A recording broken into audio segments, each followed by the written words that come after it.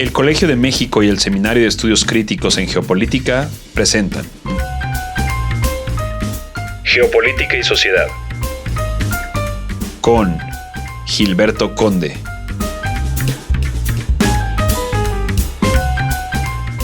Le damos la bienvenida a David Herrera Santana del Colegio de Geografía de la Facultad de Filosofía y Letras de la UNAM, quien es fundador del Seminario de Estudios Críticos en Geopolítica, así como autor de numerosos libros, incluyendo el más reciente, El Geo, el Bio, el Bios y la Política, perdón. Y también tiene un libro muy importante sobre la política estadounidense. El día de hoy vamos a discutir de un tema sumamente importante acerca de las raíces americanas del trumpismo. Hola David, bienvenido al programa. Muchas gracias Gilberto, gracias por la invitación como siempre. No, pues un gusto y un honor realmente que estés aquí con nosotros. Además, el Seminario de Estudios Críticos en Geopolítica es patrocinador de estos podcasts, entonces, pues, un gusto doble. No, pues al contrario, colaborar contigo con el colegio siempre es un placer, Gilberto. Bueno, entremos al tema directamente.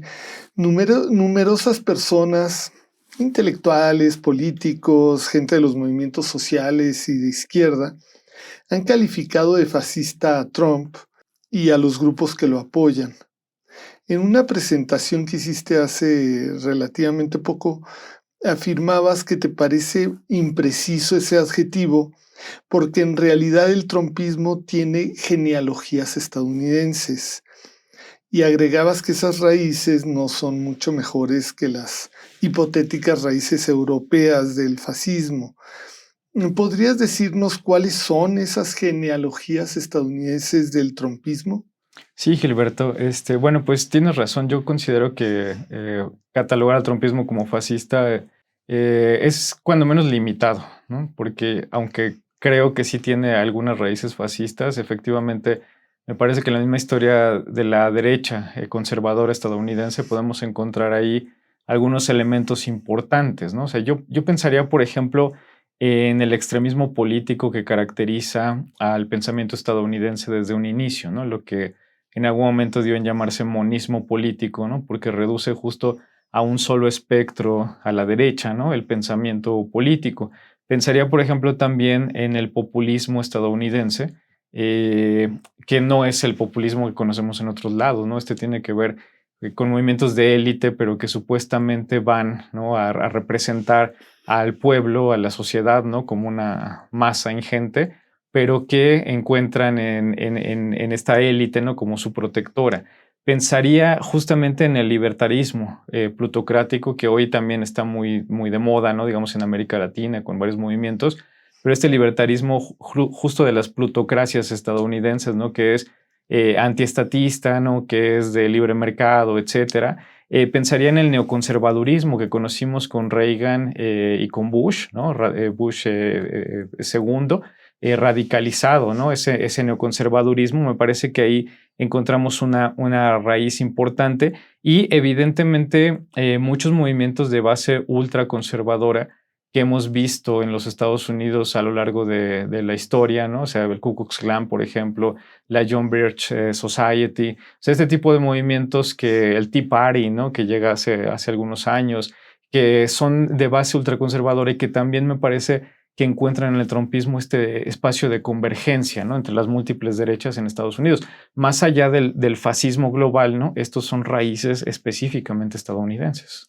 Sí, de hecho, hace no tanto estaba estudiando un poco el tema del racismo y me puse a observar las raíces europeas del racismo y luego me puse a observar las raíces estadounidenses del racismo moderno y observé que sí hay coincidencias, traslapes y todo en el darwinismo social, la eugenesia, pero hay fenómenos muy, muy estadounidenses, quizá por la historia de la esclavitud y de todo eso.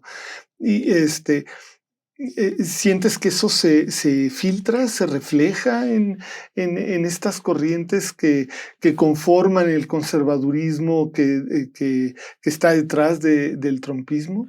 Sí, yo creo que ese tema del racismo, Gilberto, es un tema clave porque justo lo que dices, pensamos el racismo como que se manifiesta todo de la misma manera en el mismo tiempo, ¿no? En el mundo. Y en realidad es que yo creo que en los Estados Unidos la biologización, ¿no? de las razas como tal se dio antes que en Europa, ¿no? O sea, hay muchos estudios sobre el racismo, pero uno clásico pues es el de Foucault, ¿no? Cuando habla justamente de esta cuestión de la biopolítica, o sea, en esta cátedra que llamó Defender la Sociedad y que en Argentina le pusieron genealogía del racismo justamente porque está hablando de ahí de la conformación de la idea de raza. Ahí Foucault pues da la idea de que las razas fueron modificándose su concepción en Europa desde, digamos, entender distintos grupos etnolingüísticos, ¿no? Los bretones, los normandos, los germanos, ¿no? Que eran entendidos como razas en algún momento, Sí. hasta la biologización del siglo XIX. Pero yo creo, y creo que Foucault en algún momento lo percibe, que en Estados Unidos esa biologización se dio antes y se dio como una tecnología estratégica de una sociedad capitalista radical que necesitaba justo administrar y contener primero las diferencias que existían en su propia conformación histórica y segundo, evidentemente una sociedad muy elitista, ¿no? Muy plutocrática que se confrontó muy pronto con la existencia de masas pauperizadas de blancos, ¿no? De poblaciones blancas, pero así también de poblaciones esclavizadas. Entonces, yo creo que el racismo es una tecnología política muy importante en los Estados Unidos porque ayuda justo a mantener, digamos, un sentido de crispación social constante en los Estados Unidos entre las clases populares, ¿no? Sean, digamos, poblaciones negras, latinas, chinas, ¿no? Asiáticas en general, estadounidenses pobres, pero que esta tecnología lo que hace es que se confronten entre sí y no se geste una noción, digamos, revolucionaria en contra de la élite. O sea, a mí me parece que la élite fomenta un racismo de Estado desde el principio con el fin de administrar la gran brecha de riqueza, de acumulación de capital que se da desde el principio entre una élite plutocrática, corporativa, terrateniente en los Estados Unidos y una gran cantidad de población de distintos orígenes que en algún momento bien pudieron haberse volcado contra, ¿sabes? Contra esa forma elitista, pero el racismo se convirtió en esa lógica de confrontación y crispación social permanente que hace que la sociedad se confronte entre sí, pero que no vea, digamos, esta conformación elitista como la principal amenaza. De ahí, por ejemplo, se nutre el populismo estadounidense, ¿no? De ahí que la élite pueda ser o parte de la élite pueda ser la representante de la buena moralidad social para muchas capas y que estas capas no perciban esta disonancia, ¿sabes? Entre es la gente de dinero, ¿no? Y gente pauperizada, pero claro, si tú los lanzas en contra del negro, del chino, del latino, no sé qué, entonces el enemigo siempre viene de fuera. Del italiano, del irlandés, según el caso, ¿no? Sí, claro. Y es un fenómeno de dimensión variable, curiosamente, ¿no? Sí, por supuesto. Según la época, van incorporando a nosotros, a diferentes grupos, y el otro va siendo alguien distinto en cada momento. Totalmente, y el trumpismo tiene mucho de esto, ¿no? O sea, esta parte intolerante con aquel que es diferente, pero además siempre la culpa es del otro, ¿no? Nunca es, por supuesto, de la conformación elitista, plutocrática estadounidense.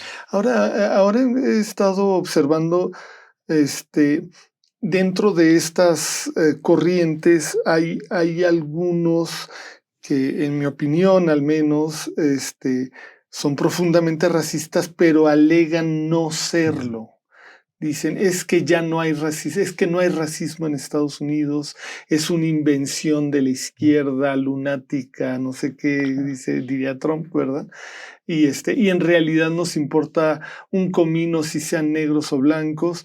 El problema es que se ha estado beneficiando a los negros en contra de los blancos, por ejemplo. ¿Cómo ubicas este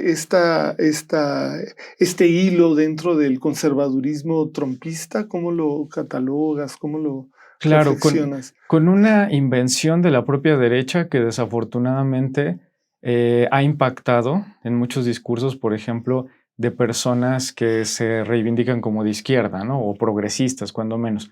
La noción de lo woke, ¿no? O sea, el Sí, famoso wokeismo, que es esta idea de que en algún momento hay una agenda oculta, que es muy propio esto, por cierto, de los movimientos conservadores, la idea de la conspiración, ¿no? O sea, siempre hay una conspiración que está ahí manejando las cosas malas, y lo woke sería justamente desde esa perspectiva, esa cosa oculta, esa agenda oculta de élites que más o menos se pueden identificar, pero más o menos no, los llamados globalistas, por ejemplo, ¿no? Sé que es todo claro. este discurso, ¿no? Paranoico, conspiranoico, ¿no? En Estados Unidos y en otras partes, pero que dicen justamente eso, no es que seamos racistas, no es que seamos clasistas, ¿no? No es que el machismo impere, lo que pasa es que hay una agenda que trata de desestabilizar los valores tradicionales de nuestra sociedad y que trata de hacer que personas que no merecen, ¿no? Porque ahí entra la cuestión de la Sí. meritocracia, justamente, ¿no? O sea, no merecen porque en el mercado no han triunfado como nosotros hemos triunfado, no merecen los apoyos sociales, ¿no? No merecen de pronto la inclusión, ¿no? No merecen de pronto estas Un políticas, cargo importante en el claro, gobierno, o ¿no? estas políticas de discriminación positiva, como se les llamó, ¿no? En los Sí, 90 en adelante, no lo merecen, o sea, porque eso es parte de una agenda que trata de desestabilizar las buenas tradiciones y valores y costumbres estadounidenses. Entonces, es justo esto, Gilberto, ¿no? O sea, cómo el racismo, junto con el clasismo, ¿no? Junto con las formas patriarcales, siguen ahí, pero hoy se disfrazan de una defensa de lo tradicional, ¿no? Y entonces van a decir, no somos eso, ¿no? No somos racistas, pero nos parece muy mal que a la comunidad negra, ¿no? Se le incluya forzadamente, ¿no? O sea, porque esta cuestión de la inclusión forzada es también parte de este discurso, ¿no? Como woke, en donde tratan de matizar, digamos, toda la parte racista fuerte, ¿no? Clasista, etcétera, y la presentan más bien como una forma que atenta en contra de sus propios valores, y lo que hacen entonces no es ser racista, sino defender la buena sociedad, ¿no? Diría José Luis Orozco, la buena sociedad racial, ¿no? Al final del día, que se conformó en los Estados Unidos.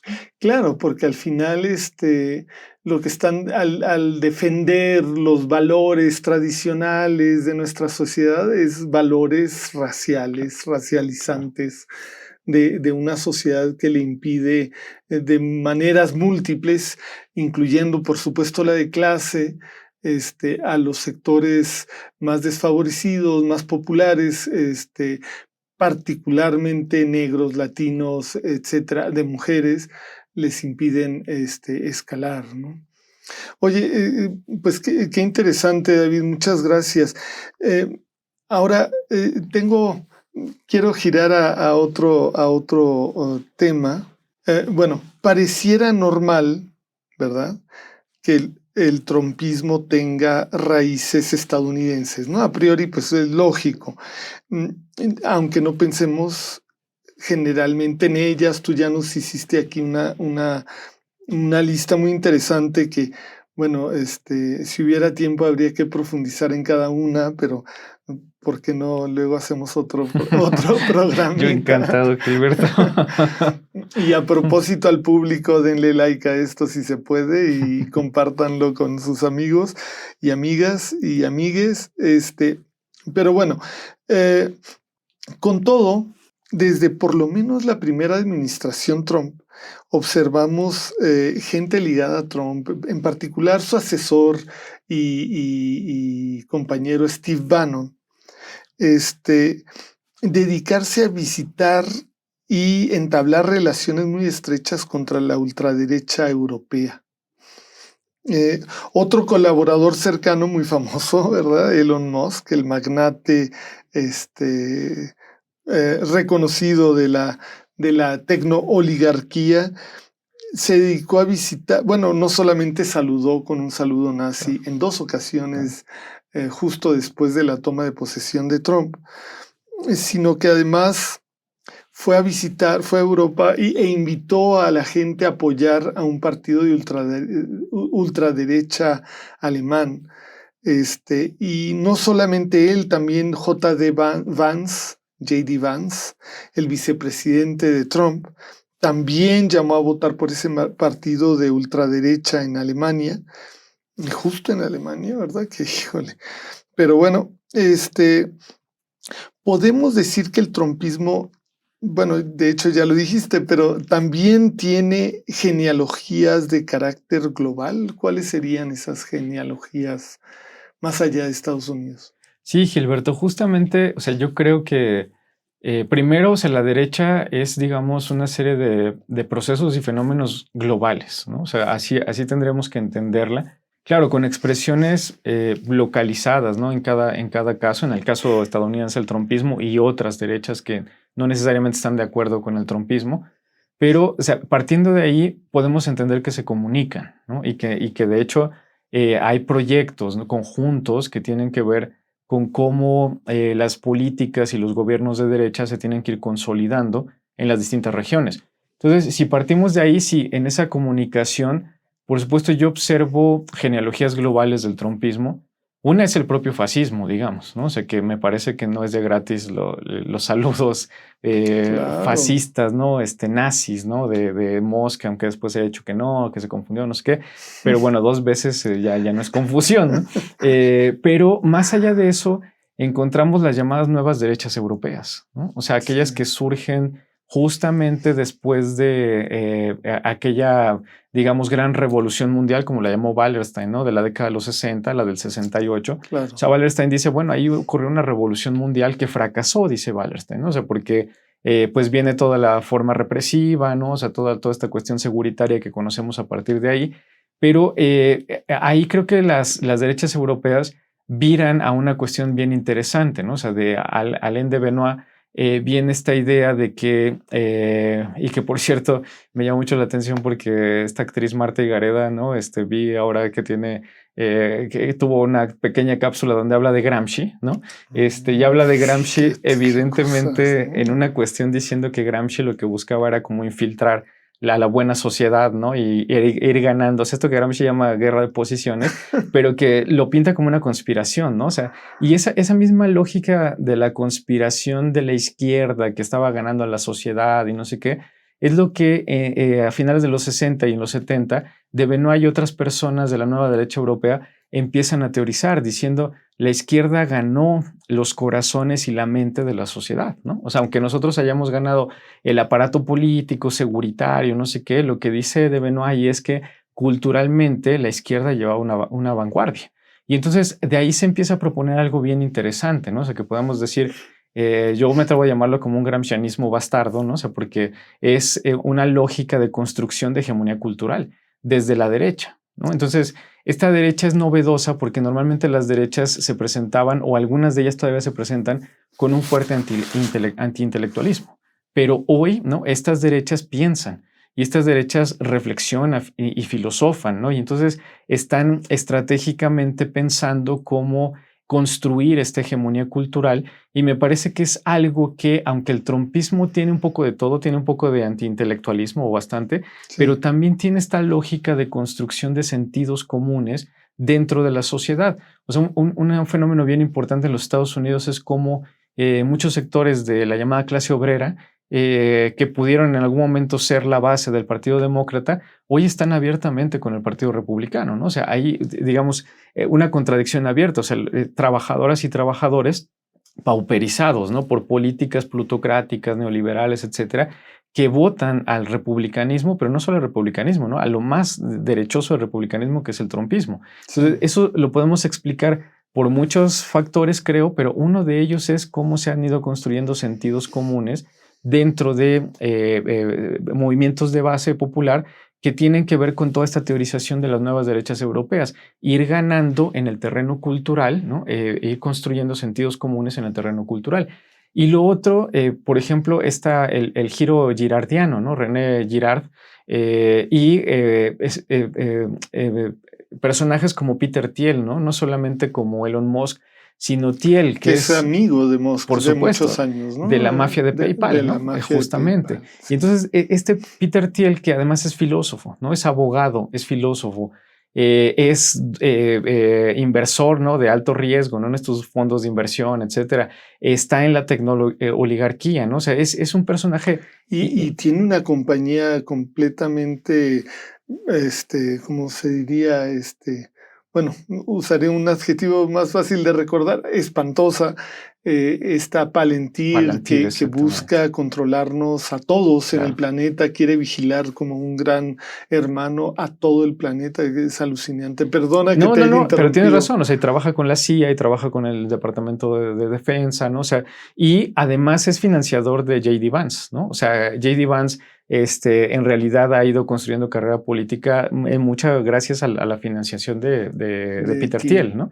Y Peter Thiel, o sea, se basa en Girard y en esta lógica justamente de la sociedad mimética, ¿no? O sea, de cómo la sociedad supuestamente Girard, ¿no? O sea, cómo nos movemos a partir de imitar, ¿no? Y desear lo que el otro, la otra tiene, ¿no? Entonces, esta lógica justamente del mimetismo, también de derechas, ¿no? O sea, que es cómo ir construyendo, ¿no? Estos sentidos comunes que se vayan mimetizando con los valores tradicionales y además la lógica girardiana del chivo expiatorio, que se conjuga justamente con lo que veníamos mencionando del racismo del otro, ¿no? O sea, de que la culpa siempre viene de fuera. El chivo expiatorio, decía Girard, ¿no? Pues es ese al que se le echa la culpa de la sociedad implosiva, digamos, ¿no? O sea, una sociedad que tiende a la implosión por sus propias contradicciones, pero que encuentra una válvula de escape en un otro que siempre tendrá la culpa, ¿no? Aunque no la tenga, decía Girard, ¿no? O sea, es esa población objetivo a la que se le identifica, los venezolanos, pandilleros, ¿no?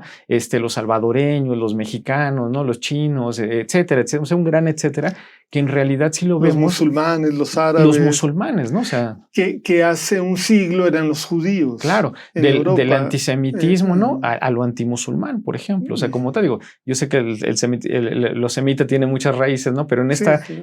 concepción tradicional, ¿no? De lo semita igual a judío, ¿no? Que es muy reducido, ¿no? Pero cómo se pasa directamente a lo antimusulmán, ¿no? O sea, al hecho de que ahí está la culpa de todo lo que pasa, viene de fuera, ¿no? Y esto es parte también como de estas nuevas derechas europeas, ¿no? Junto con el neofascismo, ¿no? También en Europa, que me parece que nutre muchísimo también al trumpismo. Sí, menciono el antisemitismo o antijudaísmo del siglo pasado porque esto que este señor lo plantea como algo, bueno, ya intelectualizado, es algo que la policía secreta zarista utilizaba constantemente. Cada que tenía un problema, organizaba un pogromo, el propio Estado zarista, para lanzar al pueblo ruso pobre, depauperado, en contra de la población judía, para que descargara su furia contra ella, en lugar de descargarla en contra del gobierno y del Estado autocrático ruso, ¿no? Y eso, pues es una de las cosas que luego contribuyó, bueno, un conjunto, ¿verdad? Pero contribuyeron todas estas cosas pues al nazismo y al holocausto y a la masacre indiscriminada y genocida de judíos antes y durante la Segunda Guerra Mundial. Y que curiosamente pues se conecta con esta administración trompista y con este movimiento trompista de maneras contradictorias, al menos en apariencia, ¿no? Como reclamando esta idea del chivo expiatorio, pero a la vez apoyando al Estado de Israel y acusando a cualquiera que se oponga a los a las acciones cometidas por el Estado de Israel contra millones de palestinos inocentes, presentándolas como un crimen, como antisemita, como algo que hay que castigar y que hay que perseguir, etc. Es alucinante por lo menos, ¿no? Claro, y es parte de la intolerancia del pensamiento de derechas en Estados Unidos, ¿no? O sea, ese que define, digamos, un buen proyecto, ¿no? Que es el suyo, y entonces ese buen proyecto que si se desvía es por malas intenciones de otras personas. O sea, eso es muy estadounidense, o sea, esa idea de la buena sociedad que se construyó, ¿no?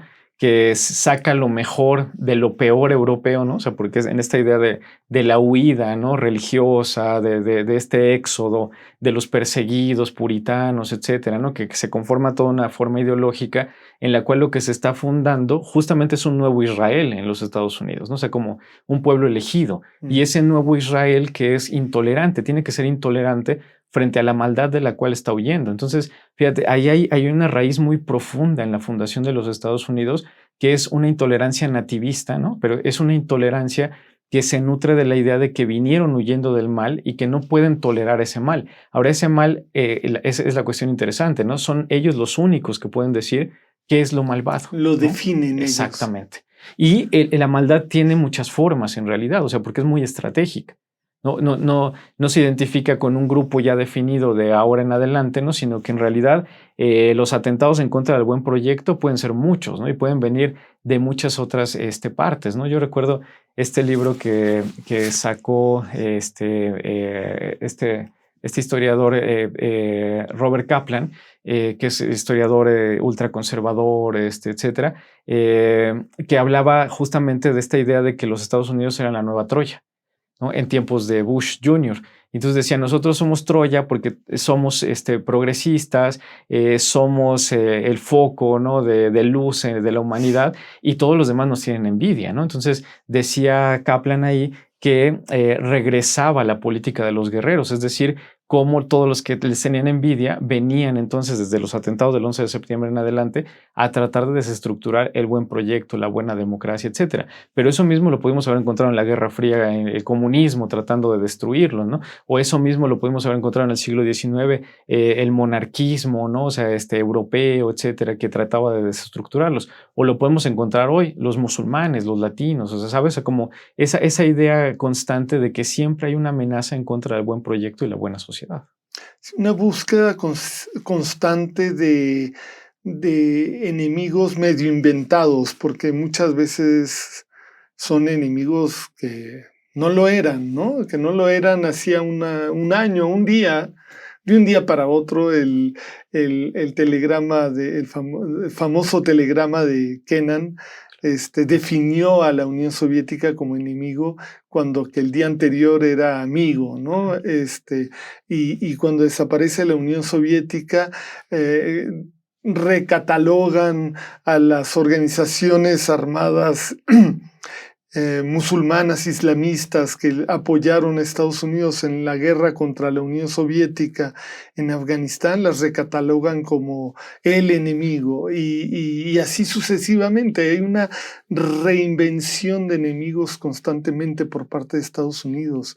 De ahí el éxito que tuvo, por ejemplo, Carl Schmitt en Estados Unidos, ¿no? O sea, su definición del amigo-enemigo como lo político, ¿no? O sea, como esta idea de que siempre hay una necesidad para definir el campo de la política, de definir también quiénes son los enemigos, ¿no? Y en el pragmatismo estadounidense esa definición del enemigo en realidad es variable, ¿no? O sea, un poco lo que dice, ¿no, Gilberto? Los que son amigos en un determinado momento pueden pasar al otro lado del lado de los enemigos, ¿no? O sea, esto que se decía en la administración Kennedy, ¿no? O sea, en realidad no tenemos amigos, ¿no? O sea, tenemos intereses y como intereses llega hasta donde esté la última corporación, ¿no? O sea, esta lógica de que lo pragmático es lo que mueve la definición del amigo y del enemigo en Estados Unidos y que es una lógica muy schmittiana, ¿no? O sea, hay que definir un enemigo para definir también el campo de donde está la acción política como tal. Claro, híjole. Bueno, estas son algunas características que hemos estado viendo varias, ¿no? Del extremismo de derechas en Estados Unidos. ¿Hay otras que ubiques y quieras comentarnos?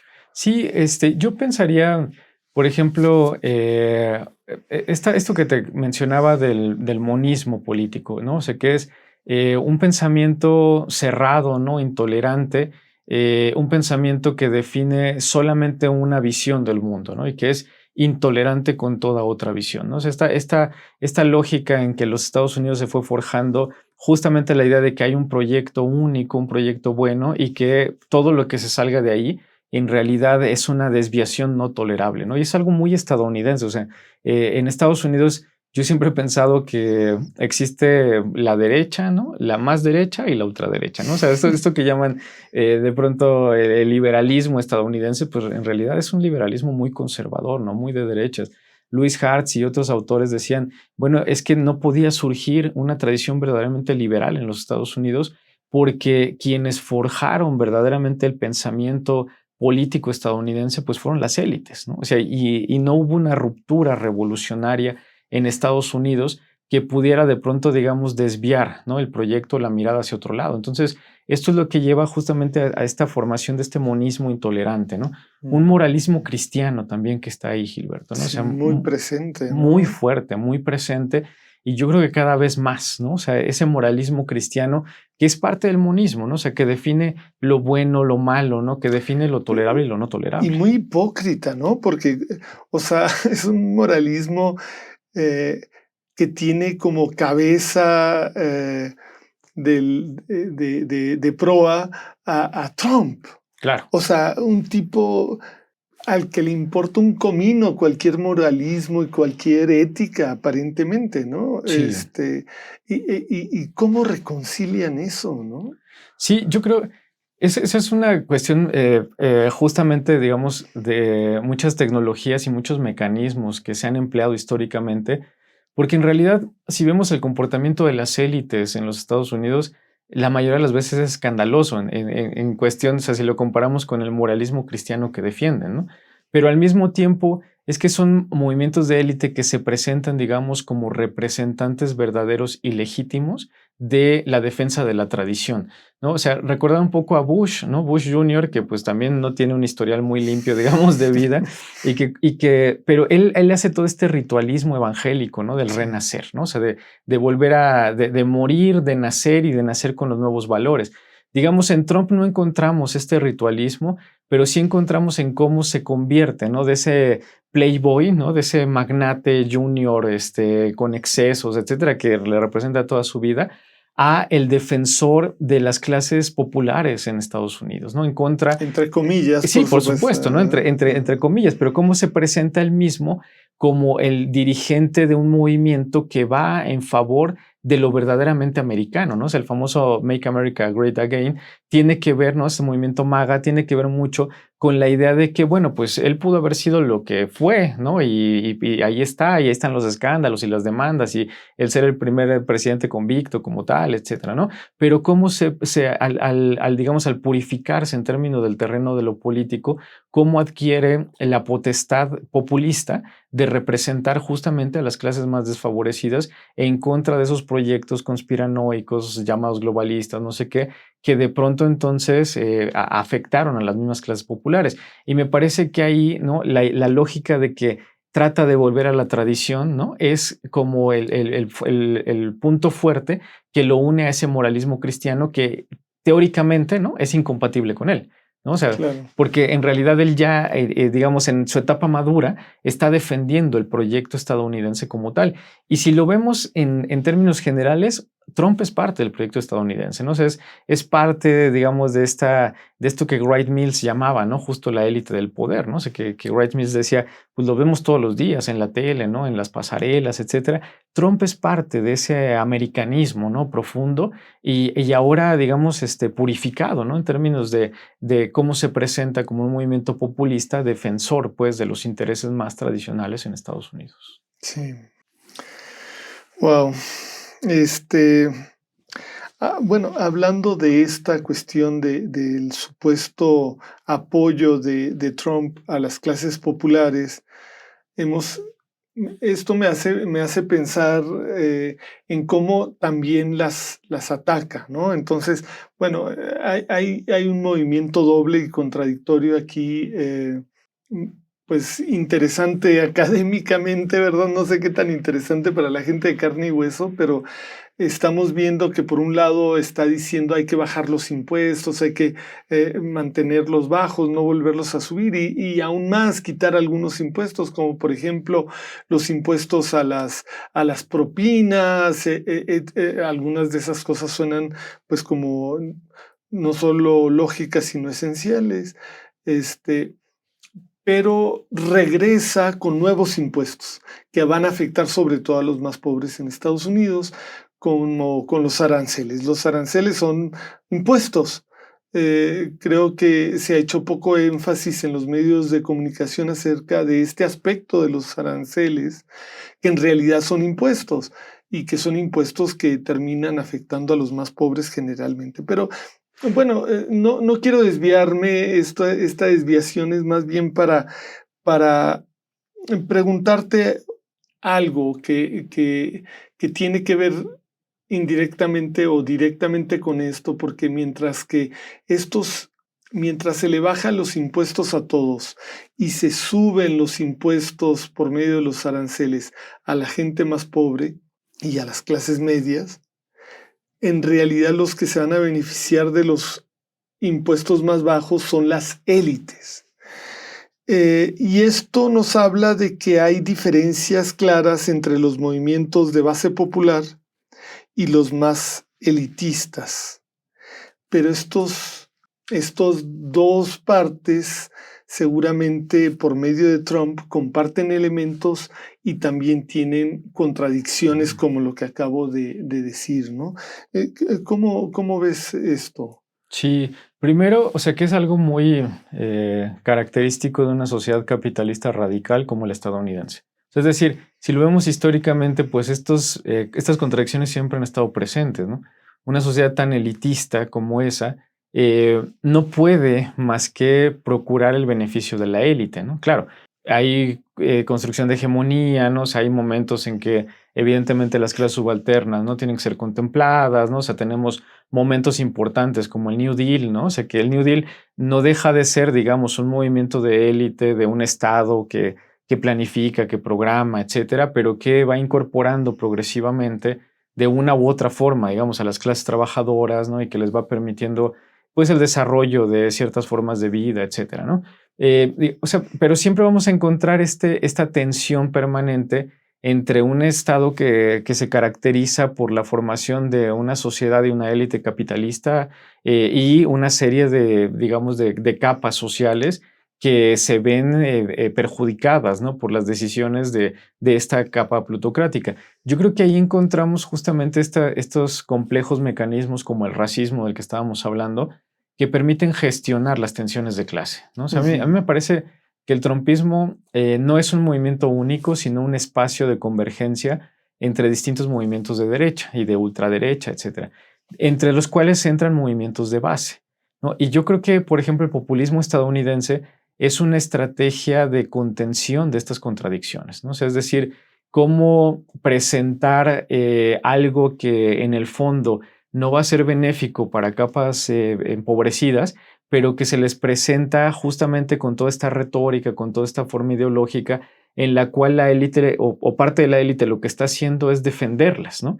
Y eso que mencionas de los aranceles es bien importante, pero al final del día, digamos, le echan la culpa al que está afuera, ¿no? O sea, la culpa es de China, la culpa es de México y el superávit, el disque superávit, ¿no? Porque pues ya si lo analizamos, en realidad de eso hay muy poco. No hay nada. La culpa es de estas pequeñas islas en el Pacífico que también se les pusieron, ¿no? Impuestos, ¿sabes? O sea, la culpa es de los de afuera. De los pingüinos. Incluso. Claro, pero además, o sea, estas visiones conspiranoicas tienen también una característica, ¿no? Tienen que simplificar la realidad. Entonces, por supuesto, no van a hablar de la complejidad que significan hoy las grandes cadenas logísticas, las grandes cadenas de valor que nutren a las propias empresas, corporaciones estadounidenses, ¿no? Que están desperdigadas por todo el mundo, ¿no? Que tienen contactos con las fábricas en China, ¿no? Que tienen de pronto contactos con la mano de obra pauperizada en el sureste asiático, en América Latina. O sea, eso sabes que el PIB y estos indicadores que en el siglo XX se utilizaron mucho como para medir el dinamismo económico y que hoy no es que ya no importan, ¿no? Pero no dicen toda la verdad, ¿no? Porque la cadena de valor justamente, o la conformación postfordista, ¿no? Del capitalismo, a lo que va es justamente a que no sean espacios y economías cerradas, ¿no? Sino a que en realidad sea una articulación muy compleja de redes que se despliegan por todo el mundo y que eso no se puede digamos, decir en toda su complejidad en un discurso político que va a movimientos de base en Estados Unidos, ¿no? Entonces, lo más fácil de decir es presentar unos indicadores y decir, claro, China tiene superávit, México tiene superávit, nos tratan muy mal, no sé qué, cuando en realidad la propia conformación de la economía mundial, ¿no?, contemporánea se despliega por estas grandes cadenas, ¿no?, globales. El discurso populista, conservador, simplifica totalmente las cosas y dice todo viene de fuera, todo nos llega de fuera, somos dependientes, no sé qué, y entonces ahí forma digamos, un velo ideológico en el cual lo que estas clases populares pueden decir es, claro, las afectaciones son de fuera, ¿no? O sea, las afectaciones no tienen que ver con las grandes corporaciones, la élite plutocrática estadounidense, el mismo Elon Musk, ¿no?, que por supuesto que tiene una serie de componentes en sus corporaciones que se fabrican fuera con mano de obra extranjera, etcétera, pero eso no se dice y no se puede decir, ¿no? Hay una simplificación en la cual el arancel se puede incluso presentar como una barrera protectora en contra de aquello que viene de fuera y que nos hace daño. Entonces, aquí hay un juego muy perverso, Gilberto, ¿no? O sea, en el cual evidentemente va a dañar y está dañando a las clases más populares, pero se sigue presentando como si fueran embates que vienen del exterior y no como parte de las propias decisiones que está tomando la administración Trump. Y sus élites, claro, ¿no?, por supuesto. Más cercanas, que luego afecta a algunas de ellas. Pero, y bueno, y la tecnoligarquía, ¿qué papel juega en el trumpismo? A mí me parece bien interesante eso, Gilberto, no sé, porque evidentemente pues son, digamos, parte de estas grandes élites plutocráticas en Estados Unidos, de grandes corporaciones, ¿no? Tú mencionabas Palantir, ¿no? Pero pues evidentemente todo lo ex, ¿no? De este señor que está Sí.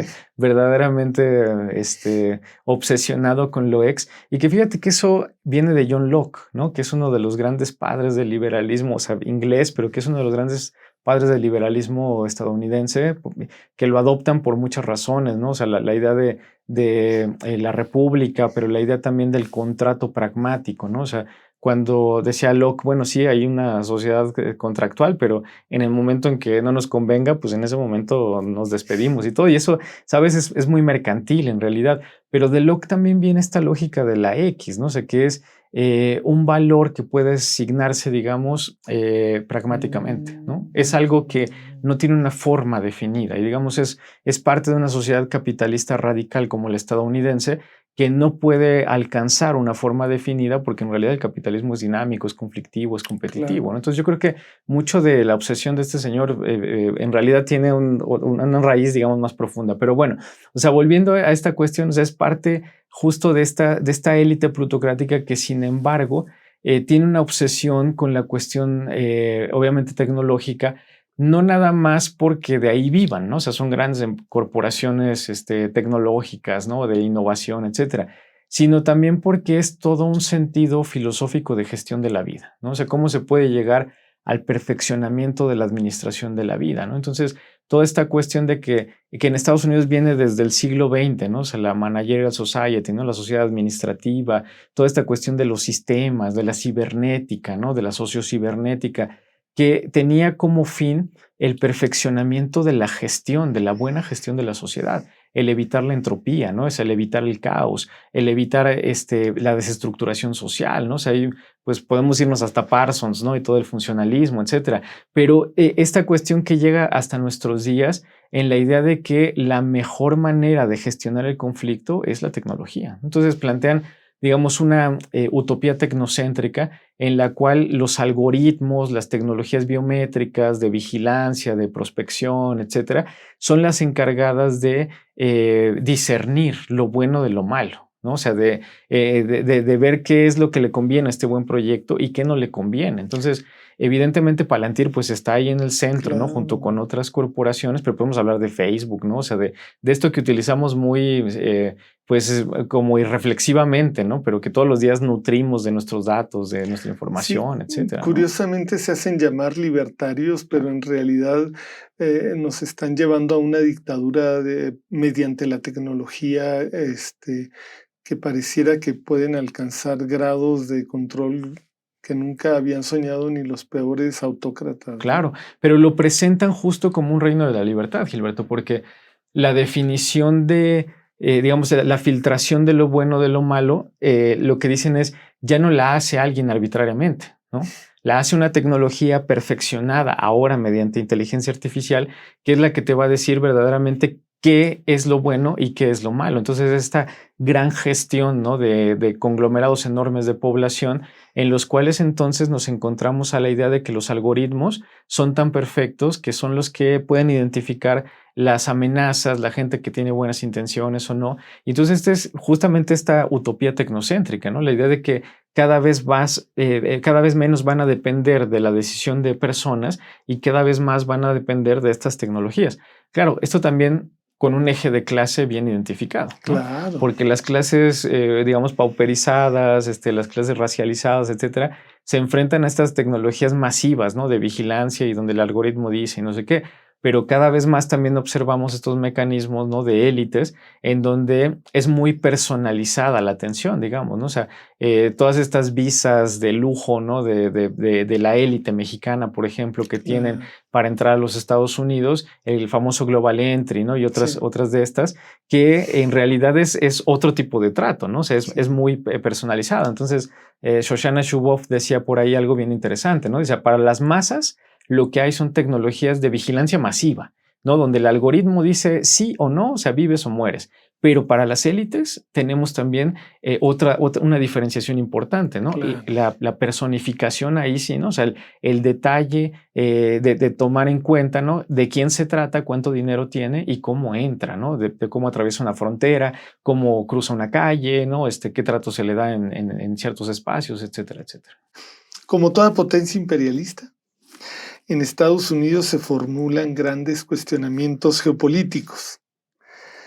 ¿Cómo se relacionan estos cuestionamientos geopolíticos con el trumpismo como espacio radical de la derecha estadounidense? Sí, pues brevemente, Gilberto, pero digamos, el trumpismo sí tiene un fuerte cuestionamiento que me parece que es parte de las inercias de los últimos 25 años, ¿no?